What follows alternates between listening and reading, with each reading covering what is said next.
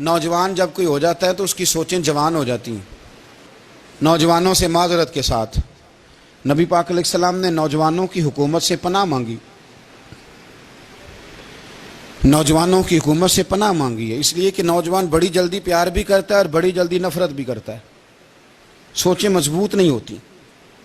نوجوان آدمی، جوان آدمی، بکھری ہوئی سوچیں ہوتی. میرے رسول کریم صلی اللہ علیہ وسلم نوجوانوں سے ان کے مزاج کے مطابق ڈیل کرتے تھے، ان کی طبیعت کے مطابق ان کی ذہن سازی کرتے تھے. ہم نہ جوانوں کو وقت نہیں دیتے، ہم مطالبہ کرتے ہیں نوجوان سے کہ وہ ہے نوجوان باتیں بوڑھوں والی کرے. اگر جوانی میں بوڑھوں والی باتیں کرے تو پھر تو شیخ سعدی کہتے ہیں سارے بوڑھے چھوڑ کے اس نوجوان کے پاس بیٹھو، اس کے پاس فیض زیادہ ہے. اگر ایسا ہو جائے، کیونکہ در جوانی توبہ کردن شیوائے پیغمبری، یہ تو اچھی بات ہے، لیکن میرے عزیز اگر ایسا نہ ہو، ایسا ممکن نہ ہو تو پھر نوجوان کو آپ اس کی طبیعت کے مطابق ڈیل کریں. آپ اس کی سوچ دیکھیں، اس کا رویہ دیکھیں، اس سے پیار کریں. نبی کریم علیہ السلام کے پاس ایک نوجوان داخل ہوا. اندر داخل ہوتے ہی اس نے فٹافٹ ایک بات کر دی. کہنے لگا یا رسول اللہ مجھے زنا کی اجازت دے دیں. میرے جذبات بہت بھٹک گئے، میں روک نہیں سکتا. ہمارے ہاں ہمارے گھر میں کوئی فون کرے تو ہم غیرت مند بن جاتے ہیں.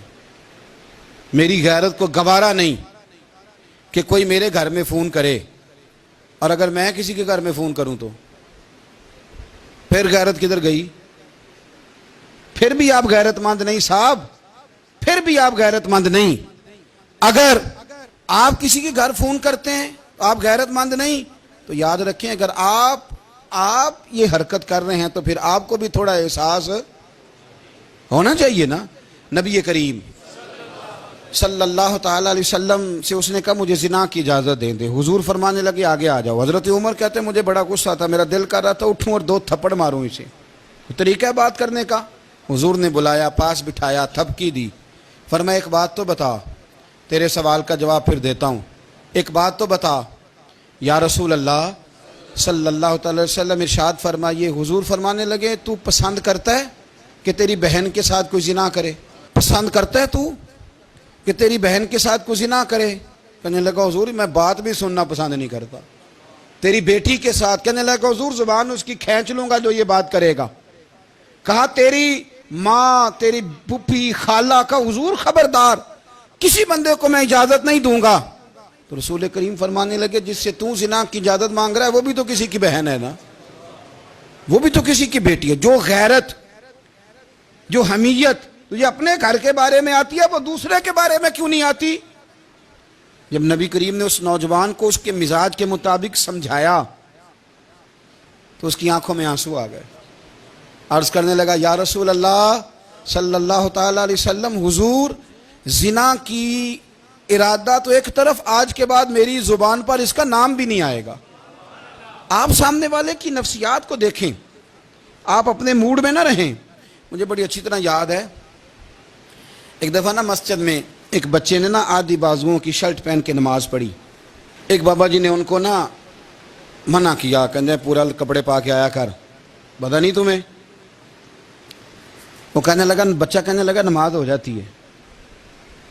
بازو آپ فولڈ کر کے ایسے کر کے، بڑے بازو فولڈ کر کے پڑھیں گے تو کراہت ہے، لیکن ویسے بھی آدھے بازوؤں والی شرٹ میں نماز ہو جاتی ہے، لیکن اچھا عمل نہیں.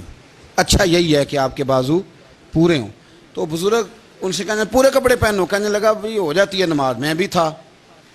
تو مجھے انہوں نے کہا جی حضرت صاحب بات سننا. میں نے کہا جی حکم. کہنے لگے ان کپڑوں میں نماز ہو جاتی ہے؟ میں نے کہا جی ہو جاتی ہے. کہتے لگتا ہے منڈا چودھریاں دا ہے، منڈا لگتا ہے چودھریاں دا ہے. فٹافٹ اسی وقت انہی پیروں پہ میں کہا جی ہے واقعی چودھریاں دا بچہ. لیکن مسئلہ یہ ہے کہ دین چودھری کے لیے بھی وہی ہے اور غریب کے لیے بھی. تو آپ اس بچے بیچارے کو اندر آنے تو دیں، اس کو مسجد میں داخل ہونے دیں، انشاءاللہ کپڑے بھی ٹھیک پہن کے آ ہی جائے گا. لیکن ہم نے تو ذہن بنا لیا ہے کہ ہم نے اپنی مرضی کے مطابق لوگوں کو قابو کرنا ہے. ہم لوگوں کی ذہن کے مطابق اترنے کو تیار نہیں، بس سارے میرے مطابق چلیں. یہ تو بات کو پیشوا کرے گا، مقتدا کرے گا، وہ بھی سمجھائے گا. رسول کریم علیہ الصلوۃ والسلام لوگوں کو جبرن نہیں جھکاتے تھے، حضور دلائل دیتے تھے. نوجوان بچوں کو موقع دیں، انہیں سمجھائیں، انہیں قائل کریں ان سے پیار کریں، ان کی نفسیات کو سمجھیں، اس کے مطابق ان کے ساتھ آپ ڈیل کریں.